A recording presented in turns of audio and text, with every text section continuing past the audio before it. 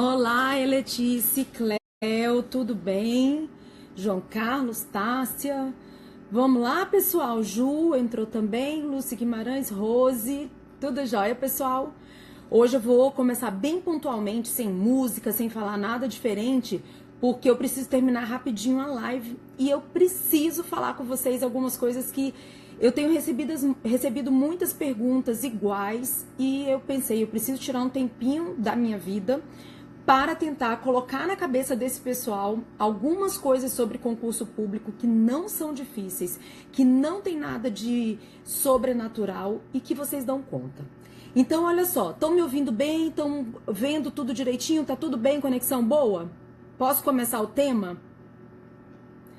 Tá tudo bem aí, gente? Me dá um ok. Boa noite, Flávia. Idade para concurso também. Então, olha só, para a gente começar, acho que vocês estão me ouvindo bem. Separei aqui para a gente falar especificamente sobre 3 temas. E eu acho que eu fui um pouco dúbia quando eu coloquei nos stories que esses 3 temas são: como escolher o cargo, estou velha ou velho para estudar, e como conciliar o estudo com filhos, marido, pressão, trabalho, chifre.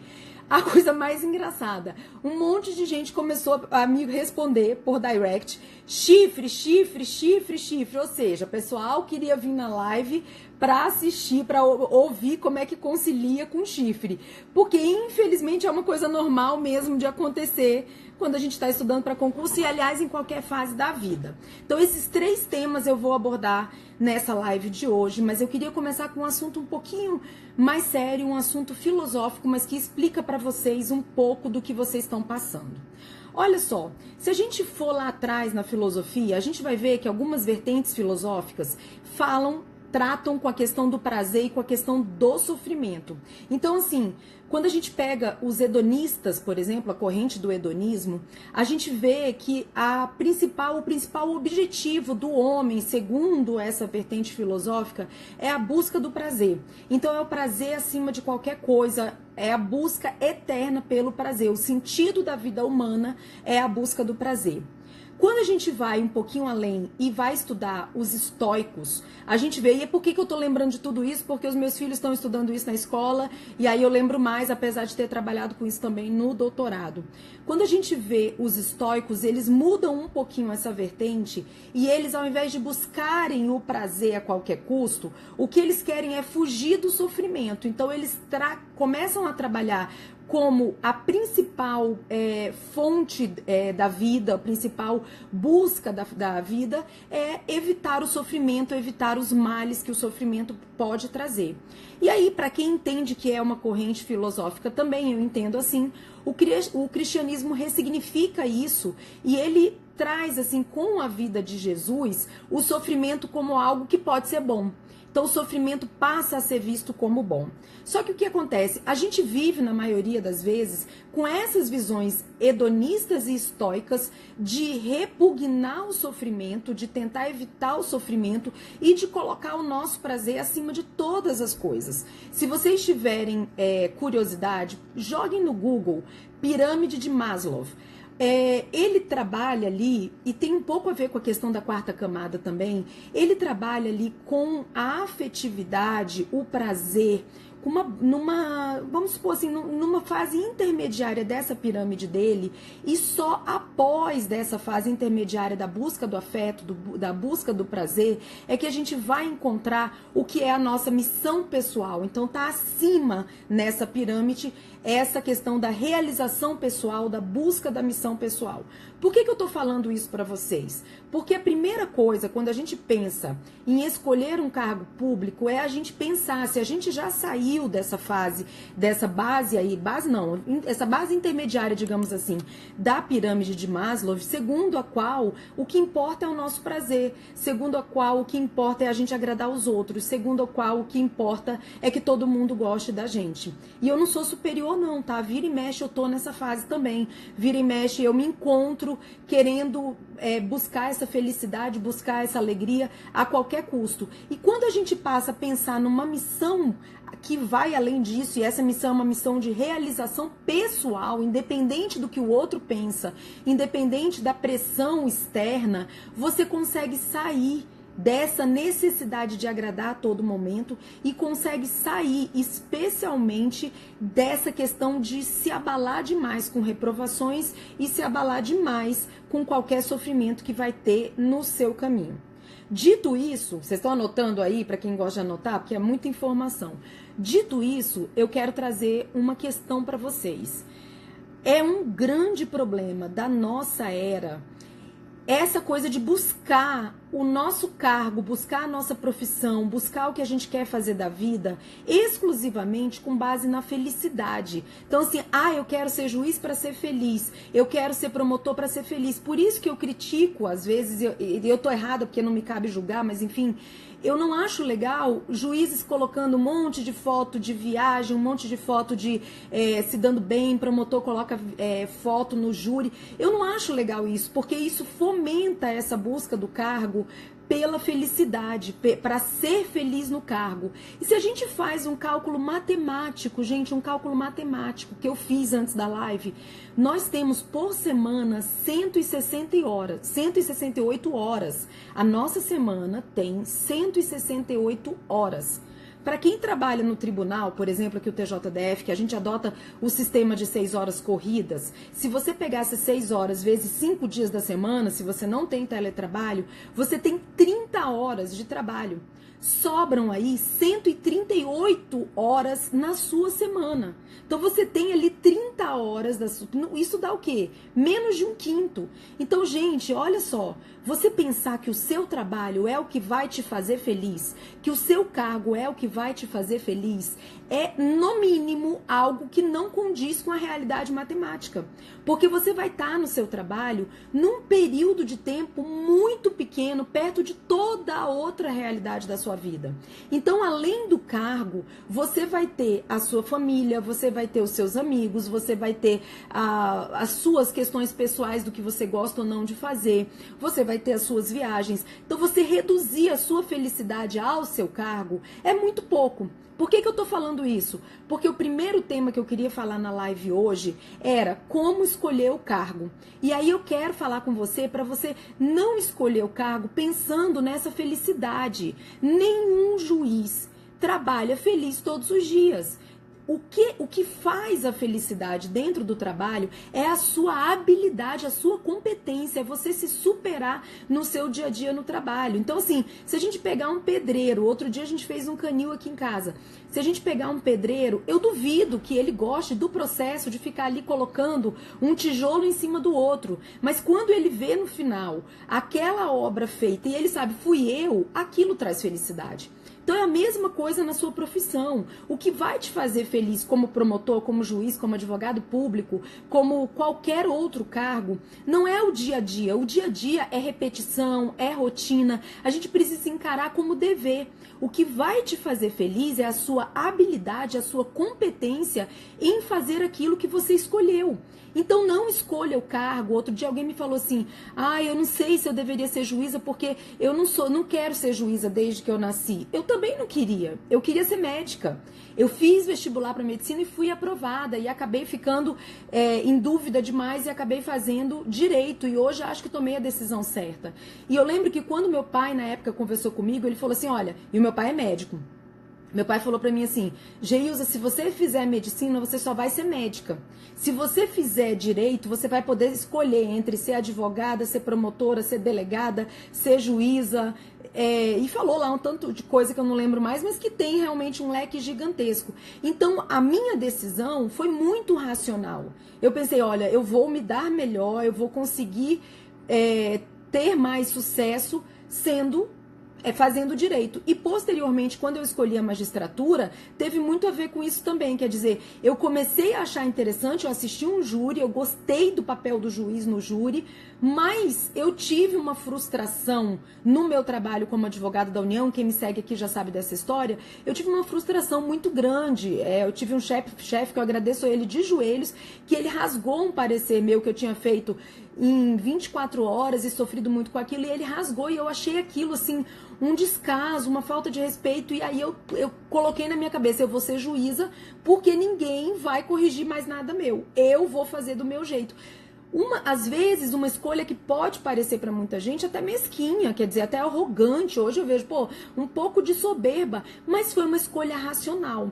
Então, o que eu quero te dizer é, quando você for escolher seu cargo, não escolha pensando, eu vou ser feliz nesse cargo, eu vou me realizar nisso. Trabalho não é para você ser feliz, trabalho é para você servir, é para você ser competente, é para você conseguir fazer aquilo que você se propõe a fazer. Então, escolha o seu cargo pensando racionalmente nisso.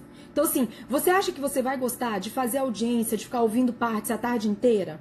Então, se você acha que não vai gostar, talvez ser juíza não é uma boa pra você. Você acha que você vai gostar de ficar tendo que ir despachar com o juiz, ficar tomando chá de cadeira, você não gosta, isso te incomoda. Então, se te incomoda, talvez advogado não seja uma boa coisa para você. É lógico que a gente não pode escolher um cargo que a gente simplesmente odeia. É claro, não dá. Então, a pessoa não suporta ver sangue, não dá para ela ir fazer medicina. Mas eu tenho certeza que se eu fosse médica, se eu fosse psicóloga, se eu fosse, deixa eu ver o que mais, enfermeira, se eu fosse coach, eu seria muito bem sucedida. Se eu fosse empresária, empreendedora, eu seria bem sucedida, eu seria feliz do mesmo jeito. Então não é a coisa determinante para a sua felicidade a escolha do cargo. Escolha não com a sua emoção, escolha com a sua razão. Evite o que você odeia e escolha de acordo com aquilo que a sua razão te diz. Dito isso, escolhido o seu cargo, perde aí 1 dia, 2 dias pensando nisso, escolhido o seu cargo, vamos supor que você quer ser juiz, que é o que eu posso ajudar mais, então vou pegar esse exemplo. Decidi, eu quero ser juiz. Minha gente, eu não aguento mais, sem brincadeira, o tanto de pergunta, eu tô velha para ser juiz, eu tô velha para ser juiz? Por que que vocês perguntam tanto isso? E os velhos são com 30 anos, com 40 anos, e esses são os velhos que me perguntam.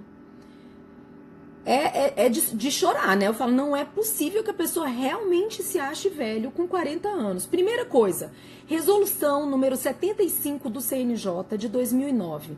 Essa resolução, para quem quer ser juiz, ela é a nossa Bíblia. A gente tem que começar com essa resolução. Essa resolução, ela fixa a idade máxima de 65 anos. Então, máxima sim, os tribunais poderiam até colocar mais do que isso, né?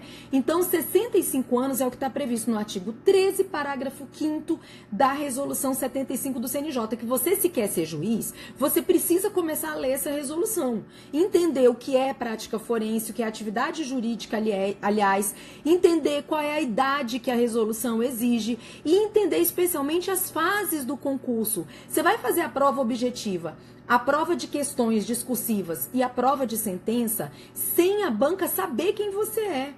A banca não sabe sua idade. Então, se você tem 30, 40, 50 anos, a banca não sabe.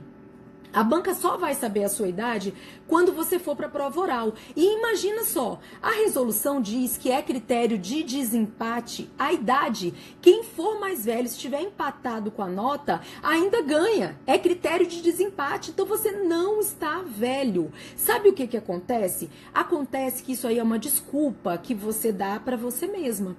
A desculpa de que, eu tô velha, melhor eu continuar onde tá. O continuar onde tá é a tua zona de conforto. O estou velha é a sua desculpa para não sair da zona de conforto. Então eu te digo, você não tá velho, você tá preguiçoso. Você está e você é preguiçoso. Você não quer sair da sua zona de conforto. Você não quer trabalhar por algo além. Você ainda está ali naquela 4ª camada de querer aplausinho de todo mundo, de querer que todo mundo diga que você é ótimo, e reprovar num concurso dói, minha gente, dói, e você não quer passar por isso. Então essa desculpa é apenas uma desculpa, não existe isso de estar velho. Dito isso, passado o segundo tema que eu queria trabalhar com vocês, eu queria falar um pouquinho com vocês sobre como conciliar. Muita gente me pergunta isso, nossa, Geilza, como você consegue conciliar a profissão com a maternidade? Eu falo, gente, eu concilio mais coisa que vocês nem sabem, eu concilio muita coisa. E é só você, eu vou, sobre as 4 camadas, um dia eu vou fazer uma live sobre isso, na verdade não são só 4 não, são muito mais.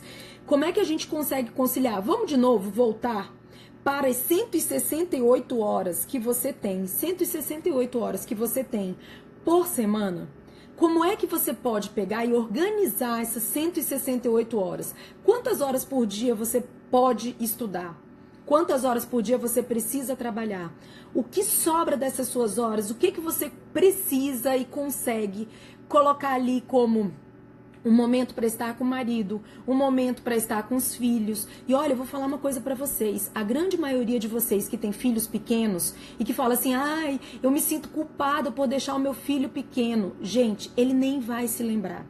Ele vai se lembrar se for um trauma muito grande. Agora, ver a mãe estudando, ver o pai estudando por uma determinada quantidade de horas, ele nem vai se lembrar. Vou te contar 2 casos. O primeiro caso é o caso do meu marido. Ele era procurador do INSS e ele começou a se incomodar. Ele não gostava mais do cargo, estava achando ruim e queria ser procurador do DF, porque procurador do DF pode advogar, ele ia ficar aqui no DF certinho. Resolveu fazer concurso. Quando ele fez concurso, nós já tínhamos 2 filhos. A nossa filha mais nova estava com 2 aninhos e eu ainda estava fazendo doutorado. Então imaginem o caos. E nós éramos os 2 examinadores do CESP, porque a gente precisava quitar a casa. O meu marido estudou e passou no concurso aos 40 anos. Então, essa história de estar velho, de que tem 2 filhos, já começa a falácia daí. Eu tenho um exemplo dentro de casa. Mas ele é homem, né? Mais fácil para o homem. Quem mais me segue aqui são as mulheres. Então eu vou te dar um exemplo de mulher. Desembargadora, aliás, é o meu exemplo de mulher, tá? Desembargadora Ana Maria, aqui do tribunal. Desembargadora Ana passou ali pela casa dos 40 também. Tinha 4 filhas. E, aliás, a filha dela não vi por aqui não, mas capaz que assista depois essa live. Ela conta para todo mundo isso, então não tô contando nada de que é segredo, não. Ela conta, gente, que ela deixava as 4 filhas com a babá e as filhas não queriam a babá, queriam ficar com ela. Ela se escondia atrás do sofá. Ela colocava o sofá assim, encostado na parede, ia para trás do sofá e sentava para ficar estudando.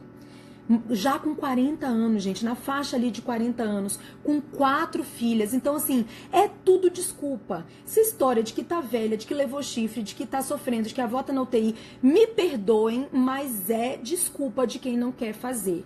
Uma semana com 168 horas, que você trabalha 30 ou trabalha 40, você ainda tem muitas horas para você se organizar.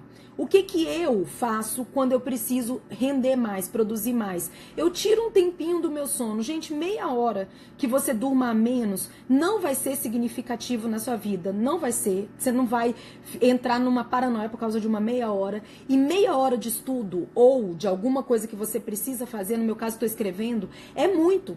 Então, se você consegue otimizar um pouquinho o seu tempo, joguinho de celular, parou de jogar joguinho de celular, parou de assistir Jornal Nacional, que não serve pra nada, só pra deixar a gente ansioso, parou com isso e dedicou isso pro seu foco central, que é o concurso, você consegue. Agora, é impressionante como funciona uma coisa. Se você começou a estudar para concurso, ainda que você esteja numa vida mediana, num estudo mediano, você não pode parar. Porque se você parar, você vai começar do zero. E se você parar, você vai ficar mais frustrado e se sentindo mais fracassado. O fracasso vai acontecer, a gente já falou sobre isso aqui. A questão é, você vai encarar esse fracasso, esse sofrimento, como os estoicos que fugiam do sofrimento a todo custo, ou você vai encarar esse sofrimento como algo natural, algo da vida adulta. Tô aqui, ó, numa rinite que não me deixa. Não deixei de fazer as minhas coisas, parei de malhar, porque aí realmente não é recomendável, mas estou dando aula, estou fazendo live. Quando a gente tem os nossos deveres cotidianos muito claros na nossa cabeça e a gente se compromete com eles e começa a perceber que ao cumprir esses deveres, o beabá, é lavar louça, é tudo, são os deveres do dia a dia. Você começa a suprir isso daí, a cumprir isso daí, você vai vendo que a felicidade vem dessa realização do que é o seu dever. É incrível isso. Você está cumprindo o seu dever. E termina o dia, quando você cumpriu os seus deveres, você lavou, a minha empregada não veio hoje, você não lavou a louça que tinha que lavar, você deu comida para os seus filhos, você cuidou dos cachorros, você trabalhou, você foi lá no eleitoral fazendo não sei o quê, você fez as suas coisas, termina o dia, você fala, caraca, que dia bom, que dia produtivo. Agora passa um dia enrolando assistindo série na frente da televisão. É um vazio que isso dá, eu não consigo, eu não dou conta de fazer isso. Então, gente, é determinação. Quando você sabe o que você quer, escolhi o meu cargo, quero, não vou desistir, tudo se resolve. as pessoas começam a te pressionar menos porque elas veem em você a força, a fortaleza que você é. Eu vou ser juiz, eu vou ser advogado, eu vou ser não sei o quê. Elas percebem, isso flui. Elas veem a sua certeza absoluta do que você quer, isso contagia. Chifre, levou um chifre. Minha gente, qualquer pessoa, em qualquer momento da vida, está submetido a isso. E a sua vida não vai parar porque você está fazendo concurso. A sua vida vai continuar. O que você precisa é dar prioridade, que esse seu momento, que é temporário, ele vai requerer. Então é temporário, que dure 2 anos, que dure 3 anos, 5 anos, 10 anos, mas é temporário. O que são 10 anos perto de 30 anos como juiz? O que são 3 anos perto de 10 anos, 20 anos, 30 anos como advogado público, advogado da União? Não é nada. Depois que a gente passa, hoje quando eu olho para trás e falo, caraca, eu estudei 5 anos, eu estudaria mais. Eu estudaria 10 anos para estar onde eu estou hoje. Você, então, não encare um ano como algo muito grande, não é. Depois que você passar, você vai olhar para trás e vai falar, eu deveria ter estudado mais. Eu nunca, presta atenção nisso, eu nunca, em 23, quase 23 anos de sala de aula, eu nunca ouvi um ex-aluno meu chegar para mim e dizer assim, professora, eu me arrependi, eu estudei demais, deveria ter ido mais leve. Nunca. Eu ouço direto ex-aluno meu falando assim, eu devia ter estudado mais. Quando você reprovar, porque você vai reprovar, quando você reprovar numa prova, para de ficar achando, ai, a banca foi injusta, não sei o que, não sei o que. Não. Olha pra frente e pensa o seguinte, eu preciso melhorar. A gente sempre precisa melhorar, isso é pro resto da vida. Eu preciso ser um estudante melhor, um juiz melhor, uma mãe melhor, uma aluna melhor, preciso ser melhor. Então sai de um fracasso, ergue a sua cabeça e fala, eu vou melhorar. Eu não vou me abater, porque você não é fraco. Você não é fraco. Ninguém é fraco. Nós somos feitos. Isso é uma coisa muito legal daquele livro do Nuno Cobra, que eu falei aqui outro dia. Tem um livro dele chamado A Semente da Vitória. Ele fala, o ser humano é feito para vencer. Nós somos vitoriosos natos. Nós nascemos para isso. E é a maior verdade. O que pode te atrapalhar não é a pressão da sua família. Não são seus filhos. Não é o seu marido. Não são casos até chocantes. Eu já tive gente aqui que veio falar comigo que foi estuprada. Nada disso pode te atrapalhar se a sua força for superior. E essa sua força não sou eu, não é o coach, não é o professor, não é ninguém que pode colocar em você. É você que coloca de dentro para fora. E quando você tá fortalecido de dentro para fora, você vai ouvir a pressão e vai entrar por um ouvido e sair por outro. Você vai ouvir alguém dizer para você assim, nossa, fez 30 pontos, eu fiz 50, e você vai falar, tô nem aí, eu vou chegar lá. Você tem que ter a certeza absoluta de que isso vai acontecer, e vai acontecer. Porque eu tenho vários e vários exemplos de gente que passou depois de 10 anos estudando, e essas pessoas dizem, não teve nenhum problema, não me arrependo de uma coisa. Você não se arrepende, o estudo não se perde. Então, é isso. Como escolhe o cargo? Racionalmente. Como lidar com as pressões, como lidar com o sofrimento, sabendo que isso é da vida adulta. Você vai ter isso pro resto da sua vida. Você vai estar com 75 anos e você vai ter problema dos seus filhos que vai te abater demais. Então você precisa se fortalecer de dentro para fora. E a mensagem principal que eu queria falar para vocês hoje, organiza o tempo de vocês, gente. Vê aí o tanto de tempo que você está perdendo com besteira, o tanto de tempo que você está perdendo aí com joguinho, com leitura inútil, com jornal. Coloca como foco central o seu estudo.